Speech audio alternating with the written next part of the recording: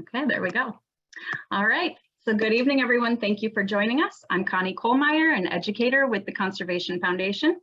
And many of you already know us. We're happy to have you here joining us. For those who don't know us and are just getting to know the Conservation Foundation and what we do, we are a nonprofit organization proud to be accredited by the Land Trust Accreditation Commission. And our mission is to improve the health of our communities by preserving and restoring natural areas and open space, like we'll be talking about tonight, protecting rivers and watersheds, and promoting stewardship of the environment. This work is very important in preserving our quality of life. Open space improves our air quality, preserves habitat for all kinds of wildlife, and creates opportunities for people to enjoy the outdoors. We'd like to thank Itasca Bank and Trust for sponsoring this webinar. Sponsors like Itasca Bank help us to keep these webinars free for everyone. Please contact us for information on sponsoring if you are interested. We'll post the contact information and links for our sponsors' website in the chat and on YouTube when we post the recording. You, our friends and viewers, can also help us to keep these webinars free. If you enjoy these webinars, we encourage you to please donate to help TCF continue to do all the wonderful things we do, including and in addition to our webinars. When you become a member, you'll also enjoy our wide variety of members-only offerings. You can sign up for our emails and you can follow us on social media as well to learn more and stay updated on events and happenings. So speaking of events and happenings, next week on November 10th, we invite you to join us for the last event of our 50th anniversary year. We've had all kinds of fun activities going on this year in celebration. And next week, we're going to be holding a mission fair from 5 to 7 p.m. at Donata House in Wheaton on the 10th. This is a really fun event where you can come out and meet staff and members and volunteers, learn more about our many community projects, have some refreshments, and have a good time. So we hope that we will see you there. And then next month in December, we will not be hosting our usual live monthly webinar, but we encourage you instead to peruse our playlists on YouTube and catch up on any of the interesting topics we've highlighted already that you may have missed. We hope you all enjoy your holiday season, and we look forward to bringing you new webinars in 2023. For this evening's webinar, we're going to be learning about carbon credits and restoration projects and how those two things tie together. So I'd like to welcome Dave Guritz and Stefanie Wiencke of the Kendall County Forest Preserve District, and I will turn the camera over to you guys a little bit so you can tell us a bit about yourselves and your work. And I'm going to actually turn my camera off, but I will share my screen so that I can share your slides that you guys are sharing with us this evening. Thank you very much for providing those. I'll get that ready. And you guys can go ahead and start anytime, and I'll just switch over my screen. Thank you, Connie. Thank you. Thank you. Welcome. Okay. Yeah. Welcome, everyone, to our webinar tonight with the theme Planting, Preservation, and Voluntary Carbon Credits. Before we get started, we would like to give you a quick overview of what we are planning to cover tonight. So first, we would like to introduce ourselves real quick. Then we would like to talk about how carbon is actually stored into trees. Then we go into a quick broadcast on what are actually carbon credits. And then we wanted to talk about the process. And after that, we will introduce you to two case studies. One is from Fox River Bluffs and one is from Reservation Wood. So, and I guess I can start with introducing Dave Guritz, who is sitting next to me. Dave is the executive director of the Kendall County Forest Preserve District. He is with the district since 2015, and he has a bachelor in biology and chemistry from the Lawrence University in Wisconsin, and he also has a master's in environmental management from the Illinois Institute of Technology. And he worked in the field of conservation and nature education for over 25 years, and he is quite passionate about connecting people to nature through the participation in habitat management. He especially likes burning, and beyond that, prescribed burning, seeding and planting, and he believes the more people know about their local nature, the better stewards they become. And his special friends, he has very special friends in our preschool program where he helps out. The kids really love him. They love to learn from him. They pick up on his passion. And another special friend of his is the rusty patch bumblebee. And that's it. Our local federally endangered bumblebee at Hoover Forest Preserve. This is Stefanie Wiencke. She's our environmental education and special projects manager. Stefanie came to the Kendall County Forest Preserve District back in 2013. So we're actually coming up on her 10th anniversary with us. Stefanie has built a tremendous program. It's called Natural Beginnings. It's known nationally as a model early learning program in forest kindergarten. Stefanie came to the United States from Germany in Hamburg, where she taught a forest kindergarten for 10 years. She has a special certification in environmental science and a bachelor's degree in early childhood education. And we're really lucky to have her. And together we tried to figure out how to tackle carbon credits here in the Kendall County Forest Preserve District. Just this last year, Kendall County Forest Preserve District, in partnership and cooperation with Morton Arboretum, City Forest Credits, and Lake County Forest Preserves, successfully participated in the first national voluntary sale of carbon credits. Our Fox River Bluffs cropland conversion project received an award from Morton Arboretum for their Chicago Region Trees Initiative for natural areas, public natural areas, and we're just excited to share everything that we've learned over the last couple of years with you tonight. Yeah, and like Connie mentioned earlier, we would like to have our webinar as engaging as possible. And since we cannot talk with you guys, or you cannot talk to us, put all your questions you have in the chat and we will try to answer whenever the questions come up. And I think Dave wanted to give us a quick overview about how carbon is actually stored in trees. So go ahead and flip the next slide, if you could, Connie. And this is, again, our overview, what we hope to cover with you. And the next slide. That's our introductions. Next slide. There we go. So simple graphic, right? We're really talking about photosynthesis. Every time you pour maple syrup on your pancakes, you're eating sequestered carbon. So in the process of photosynthesis, the tree within the leaves takes in sunlight, takes in carbon dioxide, and makes sugar. That sugar is then converted to more complex substances, starches, cellulose, which make up the cellular walls of the trees. Since we're talking about trees, as the tree grows, more carbon is stored. From the time you have a tree as a seedling to the time that it's more or less fully grown, more and more carbon is sequestered. As the tree reaches full maturity, you're going to see less intake. You're going to see less growth. So there's kind of a sweet spot. If you're talking about an oak, it's within the first couple 100 years where you're seeing most of the growth and most of that carbon sequestered. And that's the intro. And that's really what we're talking about here, is the idea that carbon is stored in trees. Carbon dioxide from the atmosphere is taken out of trees, stored in the tissues of the plants and in the soils.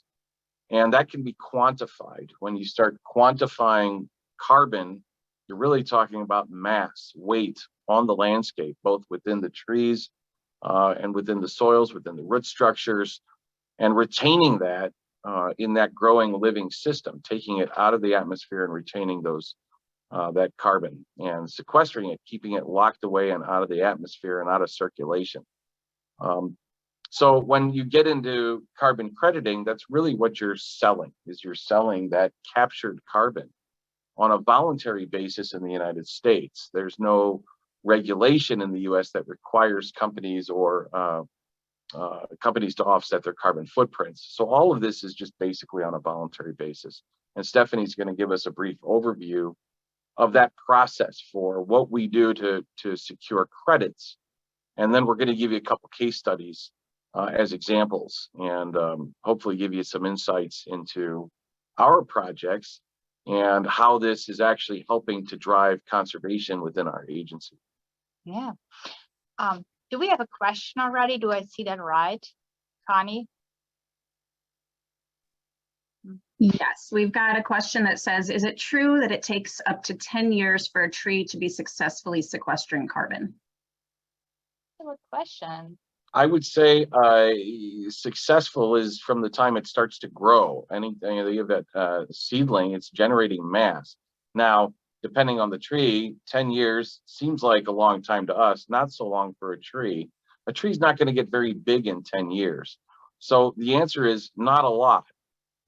After year 10 and the tree really starts to pick up in its growth, you're going to be sequestering more carbon as time goes on. Yeah. I hope that answers the question. And Connie, if you could in a second play our little broadcast, because we thought to give you the best overview how the carbon credit market actually works, we wanted to play a little broadcast to you all. I will pull that up right now. I'm actually going to see if I can. The preface to this, while Connie is getting this started, is not too long ago, there actually in October 4th, NPR, National Public Radio, had a snippet focusing on carbon credits and this first national sale, and we wanted to share that with you. We thought that is a good intro. We played that to our foundation, and we played that to interested customers, and everybody seems to really like that little overview. I think I've got it ready, so hopefully you'll be able to hear this. I want to make sure let me know if the sound does not come through okay, but we'll try this here. Hopefully this works. We may have to suffer through a commercial. A forest sucks carbon dioxide from the atmosphere. That can be sold as a carbon credit to companies looking to offset their environmental impact. But the way those credits are calculated has long been scrutinized, and two groups want to put focus on urban forests. Bellamy Palethorpe of KNKX explains. This is the sound of carbon credits being made at an urban forest north of Seattle. The Mountains to Sound Greenway Trust recently cleared out 2.5 acres of invasive weeds here and planted nearly 2,000 trees. Restoration Projects Manager Dan Hintz is grinning ear to ear as he looks up at a fast-growing black cottonwood, admiring how it soaks up carbon pollution. You can kind of see some of those really, really big leaves at the top of the tree there that are just soaking up sunlight, going through the photosynthesis process, and through that, taking a lot of carbon dioxide out of the air. The project is similar to many the group has done over the years, but this one is certified by a carbon registry for the service the new trees are providing, removing carbon from the atmosphere over the next 25 years. A lot of the project funding you get for sites like this, is maybe only for 3 or 4 years, but to have these credits coming in over a handful of years throughout that 25-year process will generate revenue for us to continue to maintain and take care of the site. He has to monitor it and provide data to earn those credits over the life of the contract. A certain number of trees is expected to die. If the rest grow well, the value of the credits goes up, and their sales fund the conservation work. A Seattle-based nonprofit called City Forest Credits is the registry that calculated how much carbon is absorbed here. While the bigger registries tend to capitalize on large rural projects, City Forest Credits focuses exclusively on smaller urban forestry projects. Mark McPherson is the founder and executive director. Unlike almost every other kind of carbon credit, these are credits that have a community impact. These are right where people live and breathe, recreate, work, and there's a place for a smaller volume, really valuable, and hopefully higher price credit. That vision was realized in June when the credits for this growing forest and 12 other projects fetched some of the highest prices ever for carbon capture. A company called Regen Network Development paid more than $1 million to buy up all of the city forest credits available. That was nearly double the going rate for rural forest carbon credits. Regen is a blockchain company. It uses decentralized computer networks to provide permanent records that can't be altered. Carbon markets have been rife with questions about accountability. Regen's founders think blockchain technology can create more trust. They're building a new marketplace focused on smaller projects like urban forests. Anyone with questions about the credits can find the answers, says the company's Sarah Baxendale. All of the credit information, the science methodology information is both transparent and publicly available because all blockchain information is a permanent public record of anything that is added onto a blockchain. How much value they've added will become clear once the new Regen marketplace launches around October 10th. For NPR News, I'm Bellamy Palethorpe in Seattle. Nice. So there we go. Stefanie's going to give just a basic overview of the process for generating carbon credits with a registry. Go ahead, Steph. Yeah. Well, first of all, so far so easy, right? We were listening to this broadcast and it sounds pretty simple. So when we were going through this carbon crediting process, let's start there. If we started 2 years ago and we are still working on it and we are still learning. So what we would say, really evaluate the opportunity. So really think about who you are, how much time you want to commit. You need perseverance and patience. This is just our experience. This is number one. Just figure out who you are and what you want. And then you want to kind of think about if your project is a planting project or a preservation project, or if it's a combined project, because this is something you really have to think about before you start looking into registry, because depending on what you are and what you want and what you have, you will find different registries. Timing is important too. Nothing here is retroactive.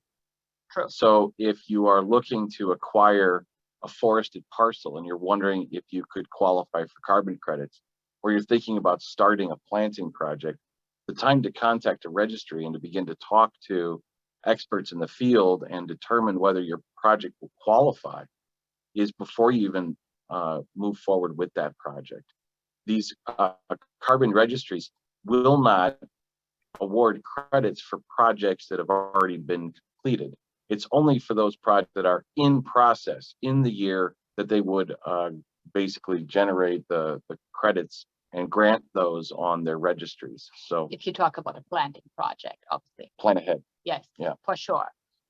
And also then you want to look up who you want to work with. There are tons of different registries around, and these are your third-party carbon project registries that you need in order to actually sell the carbon credits. And again, depending on your project, depending on what you have, you want to figure out who you want to work with. And if you think this is the registry you want to work with, like Dave already said, you want to start contacting them as soon as possible. So we work with City Forest Credit, and we were just lucky enough to have the Morton Arboretum and Lydia in our backyard and the Chicago Region Tree Initiative. And they were basically leading our way in introducing us to City Forest Credits and to Mark McPherson. And they were tremendously helpful because when we started looking into all these different registries, we were very fast overwhelmed by all the different registry around and out there. So when you are there, you really want to evaluate if your project meets the parameters for crediting. So location is important, like we already heard in the broadcast. For example, City Forest Credit, they only work with projects in urban areas. There are other registries that only work with projects that are in rural areas or on bigger scales. But again, so location is important, scope and scale. It is lots of work and it takes lots of effort to get to the point where you actually we were able to sell your credits. So you want to see how many trees you have. If you have only a couple of 100 trees, this might not be the project for you, because again, it takes lots of work. Lots of work, lots of trees, and it's scope and scale, and there's cost involved as well. So a small project isn't going to do it. If you're planting 800 trees, I'd say this is a whole lot of work and a whole lot of effort for not a lot of credits awarded at the end. So there's a sweet spot for acquisition of forested parcels. You're really looking at 10 acres. You could probably do it with less, but again, it's a lot of work. By the time you get your act together, you've talked to registry, you've talked to the Morton Arboretum, you've completed your initial application. That's the start of it. It's a more involved process. Yeah, you want to make sure you pay attention to upfront costs. You want to pay attention to how much out of the credits will be taken off for insurance purposes.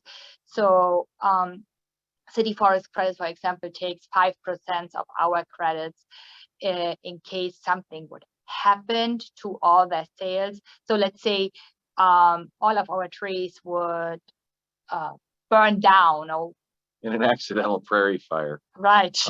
City forest credits, we would still retain our credit bank. We wouldn't lose our credits in the insurance pool that all the different projects kick into would cover that.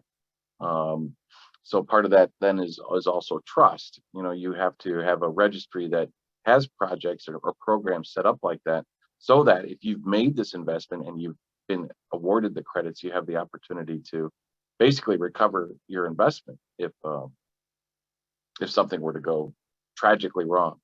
So, but let's say everything went well so far, and you have evaluated that your project works and that you found your registry that you want to go with, then you have to fill out an application. And usually the registries will help you with that. And then you have to get a quantification and certification through a third party that basically measures your project.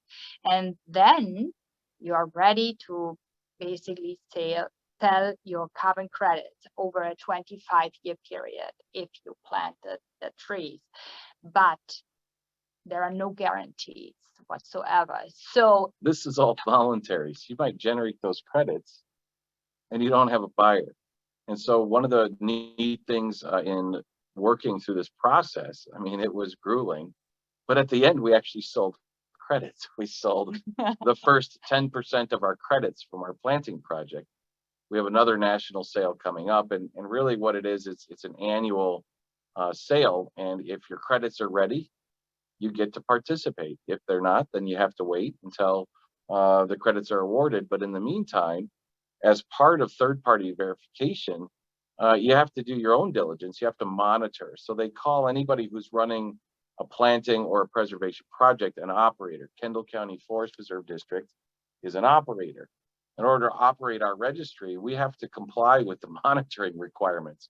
And so next fall, for example, we'll be heading out to the field, hopefully with some high school volunteers, taking a look at our plots out at where we planted at Fox River Bluffs, and we'll be getting into that case study. But we've got to get out and monitor. It's probably going to take us a couple of days to get out there, relocate our saplings, do some measuring, and determine if we're on track, so to speak, with generating the full amount of credits in our first 25 years of growth. So it's let's just say this isn't for the timid or the weak. You don't just grow a tree and get awarded credits and there the money hits your bank account. This takes time and it takes commitment.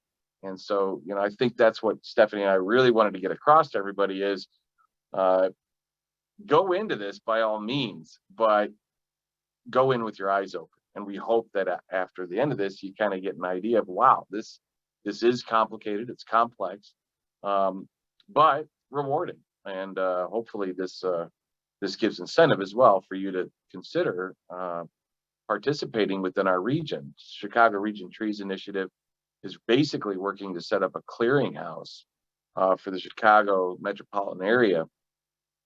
If you think you might have a project that would qualify, you can reach out. You can talk to Stefanie and I. You can talk to Lydia, and we'll put you in touch with City Forest Credits as well. The more the better, the more the merrier, and think that this is a good strategy for funding conservation in our region, so long as the opportunity presents and so long as there's a market there for the purchase of those credits. No guarantees. Okay, so this was just a quick short overview, and now we would like to introduce you to our case studies, and we would like to start out with Fox River Bluffs. And Connie, if you could go to the next slide, maybe even one after that. Yeah, perfect. Thank you. So you're looking at Kendall County on the left image there. This is from the 1830s Bureau of Land Management survey. The green line that you see there is the timber line. You'll see that that timber line is focused along the Fox River and some of the tributaries. And you'll see a red square. This is our Fox River Bluffs Forest Preserve project area. Within that area, what you see is that the oak ecosystem in Kendall County basically extended along the Fox River and its tributaries. Everywhere else was prairie. So Kendall County is about 10% forested, 90% prairie. If you take a look at the next slide, we have three images here. The first image on your left is what Fox River Bluffs looked like in 1939. There you can see a concentration of trees along the Fox River shoreline, extending up through a couple of ravines that are located within this preserve area. The center picture is our cropland conversion plan. The green area is already timbered. If you look at the 2022 image to the right, you'll see the extent of reforestation that had just naturally occurred within this site. However, we were interested in extending the tree line out to the forest soils. And so that that orange area within the center, that was the area that was once cropland that had timber soil. So there's once standing timber within that section of the forest preserve. And that's primarily where we planted our trees. We planted 40 acres of trees within that project footprint. We also broadcast seeded cover crop, a diverse pollinator prairie seed mix. If you turn to the next slide, this is what we planted. We worked with the Illinois Department of Natural Resources, their Mason State Tree Nursery. The benefit of that is trees are 50 cents. And so when you're buying these trees, they come in bundles, bagged bundles. And so we purchased 31,000. That included hickory, walnut, 5 different types of oak, hazelnut, elderberry. So it wasn't just trees, it was shrubs, American plum. And we got to work. We just basically randomized our plantings within a 40-acre footprint. We take to the next slide. And this is what it looks like, planting 31,000 trees and shrubs. 2020, it was the pandemic. Things were shutting down. Stefanie was wondering what to do now that we were all in lockdown and preschool ended and field trips ended. Yeah, I mean, it was definitely, there were lots of different things that came together. We had to finish a project in this year, and at the same time, pandemic hit, and that actually forced us to think outside of the box, to think what can we do so that our staff would keep, basically would be able to stay employed, and at the same time, what could we do where it was outside, where we would be socially distanced. And there was the perfect opportunity where we probably would have just had an outside company do the work for us to come together. And we had basically all departments of the forest preserve, the education, administration, natural resource, maintenance. We all came together and we muscled through this project and planted our 31,000 trees. And I know you wanted to say something about one person, especially. Well, yeah. So this webinar we're dedicating to Craig Johnson. He was a tremendous grounds maintenance worker for the Forest Reserve for many years. He actually passed away today, and we just wanted to make mention of that because Craig was instrumental in this restoration effort, and we're going to fondly remember Craig driving around in a tractor broadcasting seed and dragging what you see in this picture, which is the tree planter that we borrowed from the Illinois Department of Natural Resources. We were considering contracting out for this work. Had we done that, we anticipated it would have cost us about $500,000, about $5,000 an acre for the 100-acre restoration that was completed. By completing this project in-house, we did it for under 100,000, including our staff time. Yeah. We spent 8 days out in the field planting 4,000 trees a day. And if you go to the next slide, it'll show you how we did that. We had what we called the shoreline. That's where our tree bundles were kept on tables. From there, the trees were randomly sorted into buckets by formula. The buckets were taken out by gator. Keep going to the next slide. Taken out by gator out into the field, handed to our planting team. That planting team was measuring their steps, by the way. They walked. We all walked every day around 25 to 30,000 steps. And I mean, it was for sure the best team building activity ever. A couple of marathons worth of walking in these fields to plant all of these trees. But we got it done. By mid-April 2020, all of these trees were planted. We had volunteers out, even though it was during the pandemic. Can you go one more slide, please? You can see in the next slide, our volunteers.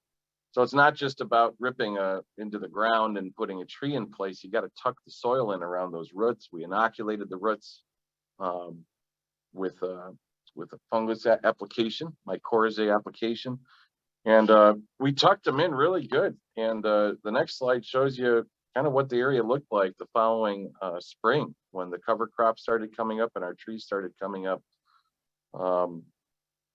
We had great success with survivorship, the trees that we planted. Well, that we were going to do anyway, but shortly after these trees were planted, we opened up a dialogue with the Morton Arboretum about the possibility of carbon crediting. If you go to the next slide, this is one of my most favorite tables because this is where everything shifted again. We got in contact with the Morton Arboretum. We started contact with City Forest Credits, and they provided us with this table to look into the growth. And while we were looking into this table, we were kind of wondering how our area was looped in with basically other areas where tree growth naturally or traditionally is not as good, like Nebraska. And taking a step back. Yes. Okay. What we're showing you here is data from the U.S. Forest Service that's been gathered for the various planting regions. When we began to talk to City Forest Credits, we realized that Illinois, this part of Illinois, was lumped in with the Great Lakes states, the northern Great Lakes states. The reason that that's significant is if we're talking about growth rates of trees and we're lumped in with the northern states, we might be selling ourselves short. Here in this part of Illinois, we get plenty of precipitation. We get a longer growing season than the northern Great Lakes states. And so, yeah, and I basically compared that to the growth rate that even Indiana or Michigan, I mean, basically our neighbor states will get that are close to us. And I was like, maybe we can do something different. So we complained about it. The table on the right, you're actually looking at in the left column are the years, and we're actually looking at the bottom chart, not the top chart. That red box is around the wrong data set. But the bottom chart for 25 years shows that live tree growth for our region should be about 13.6 tons of carbon per acre. And that's what we were calling into question. We thought for sure that seemed a little light. We thought that our region would probably generate a lot more carbon than 13.6 tons per acre within the first 25 years. City forest credits turned our complaining on us, and they said, prove it. And we scratched our heads and we said, fine, we're going to prove it. And so if you go to the next slide,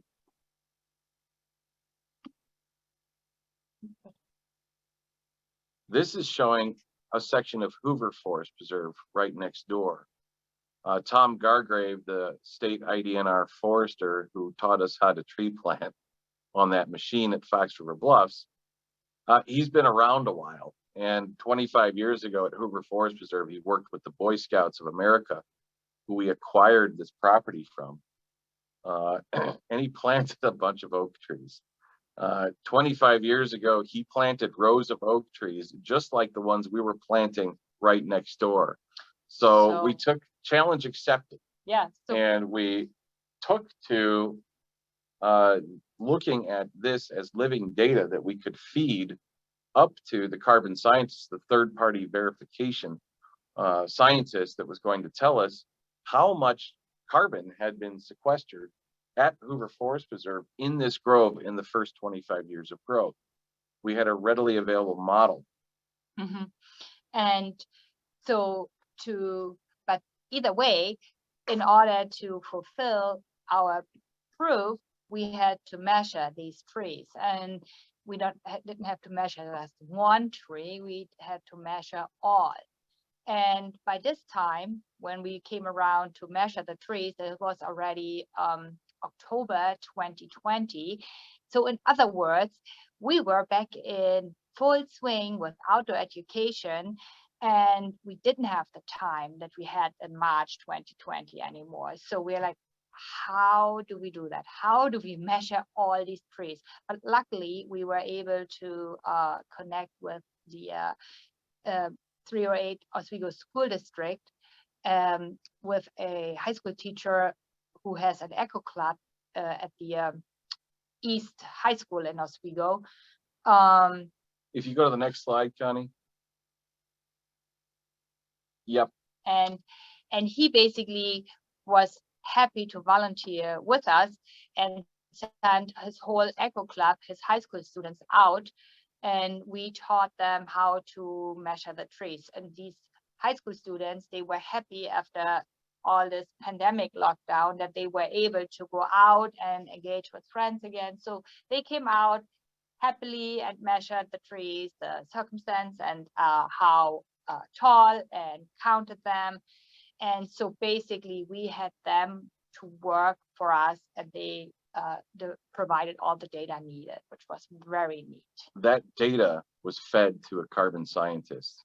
His name is Gordon Smith, and he also consults with City Forest Credit. He was our third-party verifier. The data that he returned proved that oak trees in the Chicago region do indeed grow faster than the U.S. Forest Service tables were showing. 13.6 tons per acre to 21.7 tons per acre. And so it was about 7 to 8 tons more per acre that ultimately was awarded to the Forest Preserve District when we started our carbon registry. You go to the next slide. This chart is showing what credits were awarded for the Fox River Bluffs restoration project. Again, 40 acres of trees planted, 31,000 trees. Of those, only 23 of the 31,000 trees and shrubs were actually counted as part of our carbon credit award. In the next 25 years, Fox River Bluffs will generate 5,328 tons of carbon. At least that's what's projected. That's where monitoring comes in. Not only did we, at least in theory, prove that that's how much will be sequestered, but we have to continue to monitor this site over the next 25 years and feed that data to City Forest Credits. But because of this study, anybody who's taking a similar approach that the Kendall County Forest Preserve District took will be able to skip right to the number. You're not going to have to go through what we went through in order to generate that figure. The answer is when you're planting oaks 8 to 10 feet on center in rows, you're going to generate approximately 133.2 tons of carbon equivalency sequestered per acre over that 25-year period. And you'll be able to use that figure. The reversal pool was only 266 tons, backed out for that insurance purpose that Stefanie spoke about. So our credits issued are 5,061. If you go to the next slide. This gives you a summary of revenues and expenses anticipated for this project over the next 25 years, with carbon credits selling initially at around $34 per ton. The first sale generated $36 per ton. We are expecting that cost per carbon credit will increase over time. The more significant climate impact becomes, we think that's going to drive this market. It might even move or shift from voluntary crediting to regulatory crediting. Who knows? But this also gives you some insights into the expenses. So after planting, you get 10% of your credits. You have the ability to sell 10% of your credits after your registry is set up. For the Kendall County Forest Preserve District, those credits were sold to Regen last year, a company, for $18,000. During the national sale that was mentioned in the broadcast. In the broadcast, in the NPR broadcast. Our next opportunity for Fox River Bluffs to sell the next chunk of credits, I think it's 30% of the credits, is going to be after next fall. But only if we measure the trees first. Sorry, that'll be 40% of the credits will be sold after year 3. After year 5, an additional 30%. So now we've sold basically 80% of the credits within the first 5 years. The remaining credits, or 20%, are sold at year 25. That's how this program is structured. You're in this for 25 years. But most of your payouts come within the first 5 years post-planting. All said and done, we anticipate that we're going to generate some $202,000 in terms of possible revenue through the sale of voluntary credits. Of that, about $34,000 in expense. Now that expense includes application fee, the city forest credit sales fee. They get about 10%. And then along the way, third-party verification fee of our monitoring data.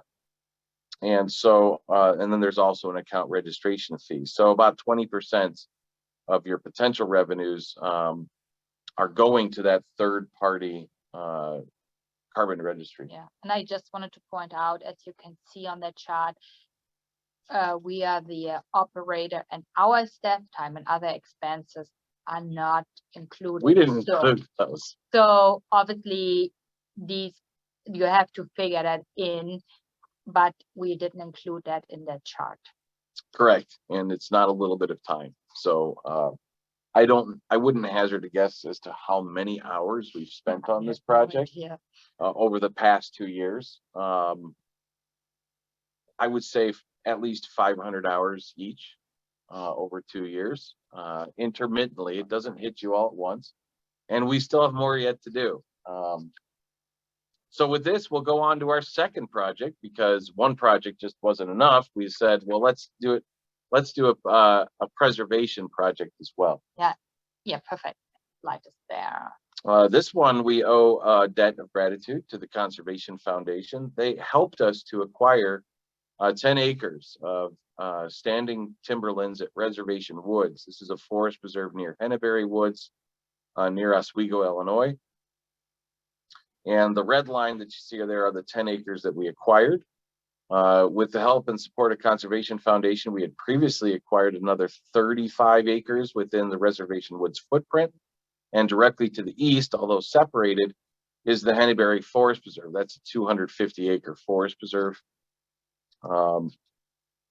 And we recently completed a forest equality study in this area. This is about a 75-year-old stand within that red square. So this is secondary growth This area had been logged in the past, and so the trees that grew back there, they're about 75 years old. Turn to the next slide.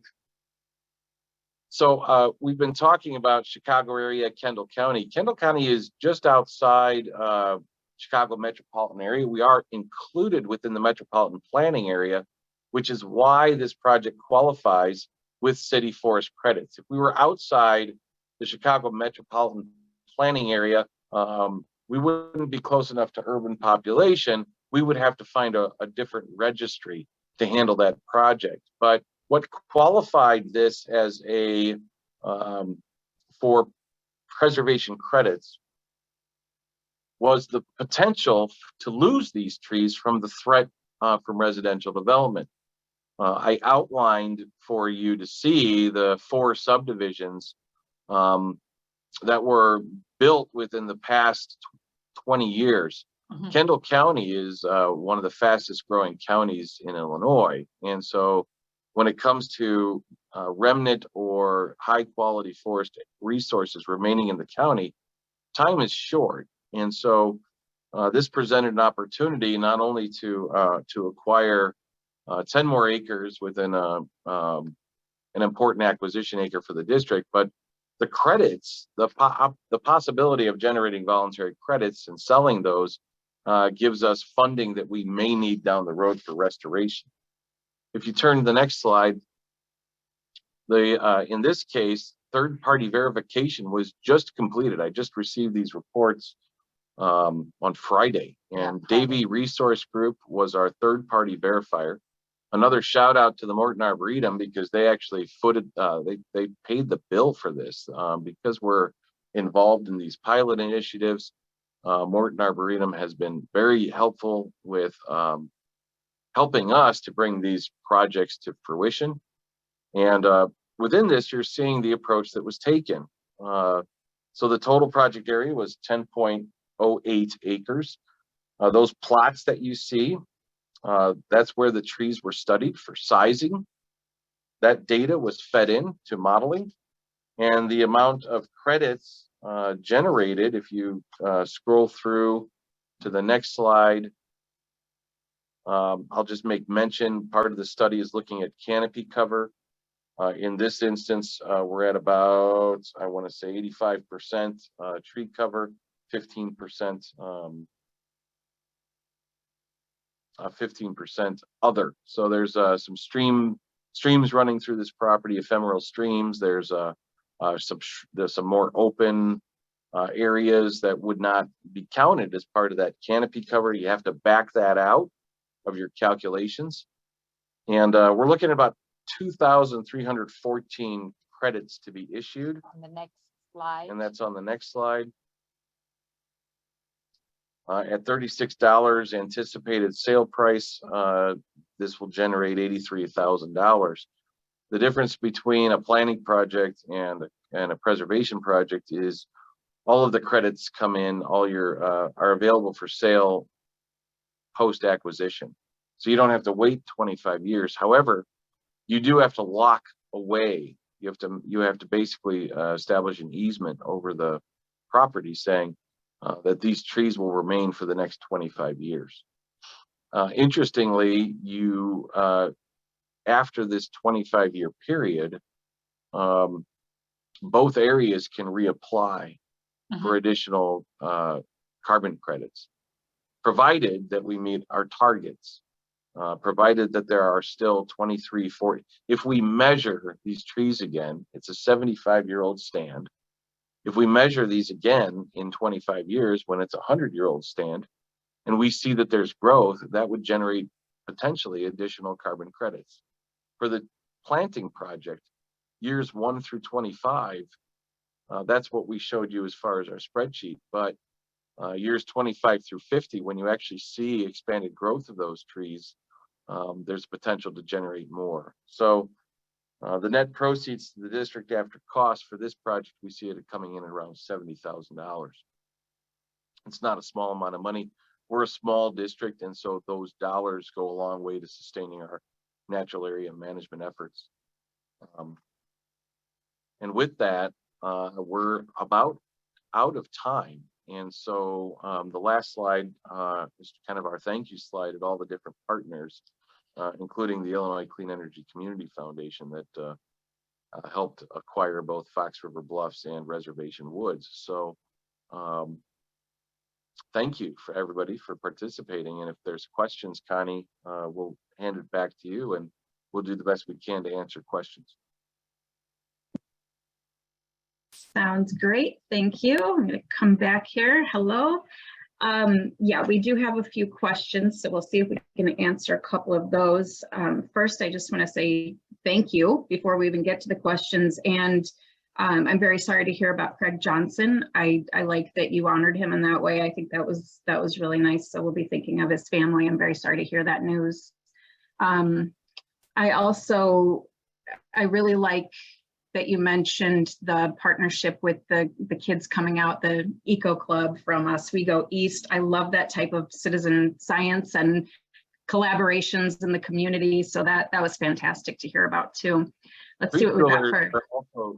Preschoolers are also very good at stomping in trees. In case I can imagine. Yeah, we have grade school kids help us with our winter seed spreading because they get to, stomp on the snow and get those seeds down in there, and that's a lot of fun.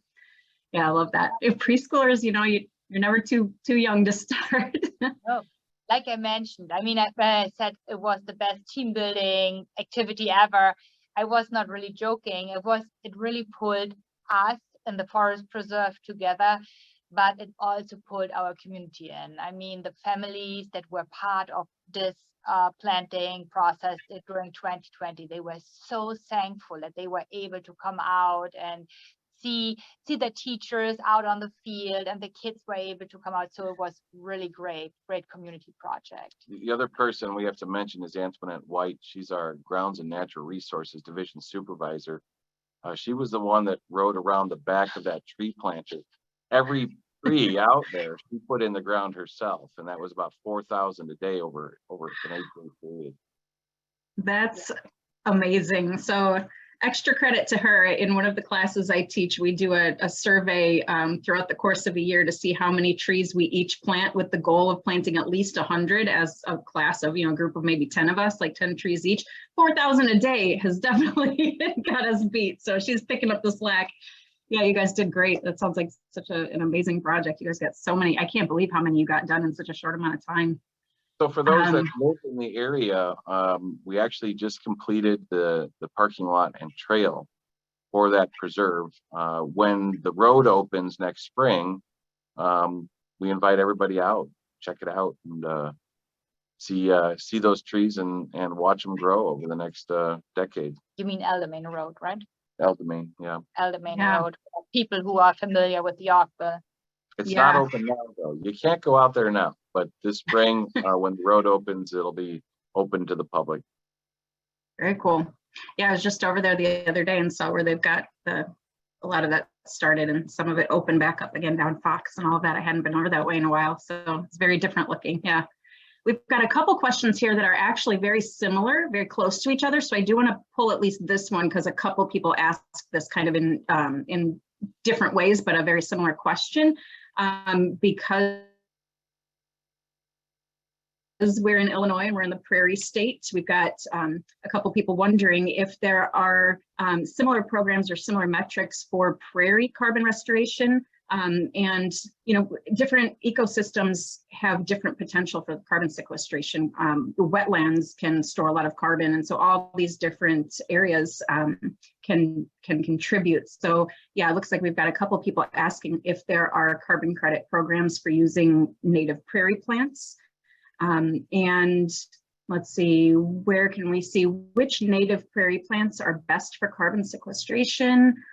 Yeah, so if you guys would like to touch on that, and then maybe we can do one or two more quick ones. It's okay if we go a couple minutes over, but we won't keep everyone for too long, but maybe we can answer a couple of these. We'll start with that one. Wow, good question. And so what we would say is we've become somewhat experts in looking at carbon sequestration with trees. Mm-hmm. We've not encountered a program at this point where prairie can be counted in terms of capturing or sequestering carbon to a great degree and selling those on the open market. That doesn't mean it's not there. We just have not spent time going into this direction. And I'm not really sure the registries either have picked up on that either. So it's an emerging science. I think trees, it makes sense that was first. When you look at trees, it's easily quantifiable. I'm not sure prairies is easily quantified. If you think about how that soil carbon is sequestered over time, you have to get a baseline. Then you've got root biomass, the standing plants you might be burning off every year. So from there, it's how fast is your soil carbon collecting over time. And I'm not sure that's been properly studied enough, or at least not enough to quantify. And then it becomes an issue of, well, is it enough? Are we talking about, if we're talking about an acre of prairie, is there enough tonnage to justify, again, that scope and scale question? Trees, we know, and oak trees way heavier than other trees. So it actually helps to plant oaks over other species. And then you also have to think about if there is a market even. I mean, so while we may understand the importance of prairie, that doesn't mean necessarily that the people who buy the carbon credit are necessarily there yet. Let's put it this way, because I mean, in the end, we have to think about what we actually sell and who are the buyers and what are they actually buying. I just leave it at that. Prairies may not be as a voluntary investment as a grove of trees. Sure, fair enough. And that's a fair point too, in terms of the, how quantifiable is it and how can we measure that, and that trees are at least a good starting point for all of those reasons. There's, I think, to point out, part of one of the questions was about a lot of the trees in our area, typically landscaping trees, a lot of them are non-native, but when you guys are doing these projects, these are, restoration projects, and you are planting, like I saw the list that you had on there, these are native trees and shrubs that you're putting in. So that was part of the question too, in terms of biodiversity. What exactly is it that we're getting planted, and can we concentrate on native plants? So certainly, and you guys are planting native trees. There was another question. Oh, I'm sorry, go ahead. I was just saying we did. However, if you look into the registries, they are not necessarily asking for that. So again, we did, because I mean, from the part of the agencies that we are and our knowledge that we use for it and the project that we want to do, but it's not necessarily that we were asked these questions from the registry. I have to be fair. Well, keep in mind too that we had a narrow area of study when we were talking about basically using our limited data set that we had at Hoover Forest Preserve and extrapolating that data over to Fox River Bluffs. We were dealing with an oak, we were dealing with oaks and walnuts that were planted within that area. So we could easily extrapolate that data to a very similar planting. If you're talking about other trees, ornamentals, what are their growth rates, right? Then you might be stepping out of the arena of what's known or what's accepted in the literature. So something to keep in mind, that if you're planning a project ahead and diversity is important, you would check in with your registry to see, well, if we take this approach, is this going to qualify? Okay. Another question we have here is, and this is another good one too, I kind of wondered the same thing. When planting huge numbers of trees like that all at once in a big project, what is the percentage of those young trees that are usually able to survive to maturity? Out of 4,000 a day that are being planted, how many of those can we reasonably expect to make it long term? That's a really good question, and it's one that we find ourselves asking as well. If you look at the grove at Hoover, you've got these trees that have reached a stage of maturity where they're actually, their canopies, oaks, they like to spread their crowns out pretty wide. When you farm plant them, which is kind of what we did, when you row crop oak trees, you know, these trees are naturally competing against each other, and they are shade pruning. I mean, these are not trees that are spreading branches out. They're growing up and tall, trying to catch the sun. So we could be affecting growth pattern of these trees. We may want to do some culling, but look at it this way. If you do some culling and you try to give some of the remaining trees a bit more growing room, a bit more sunlight, those trees are going to grow faster. So from a carbon perspective, it may not be such a bad idea to actually go in there after a certain amount of time, clear out those trees, and then measure to see what happens. And in fact, we kind of have to do that because those trees, to manage those properly, should be, some of those trees should be out to reduce a little bit of that competition. On the other hand, these trees live a long time, or can live a long time. So over the course of 250, 350 years, maybe it's not so bad to have the numbers either, considering that they would die off. The only other issue with planting these trees so closely are diseases. If we get oak wilt, for example, coming in, and all those tree roots are connected to the ground because they've been planted so closely, you could lose the entire crop if you want to look at it that way. Yeah. But it's also one of the neat things about getting the carbon credits. This provides an agency like the Forest Preserve with extra money that can then also be used for natural resource management, money that we might not have. So that is another opportunity where we feel when we get the credits and get the money for it, we can actually continue to do good in terms of increasing biodiversity in the forest, in our forest preserves. Thank you both so much. I really appreciate you joining us this evening and sharing all that information. That was really good information and very encouraging for projects like this too, to be able to see more things like that happening and have it have benefits all the way around like that. I think that was great. Thank you very much. Thank you. Thank you.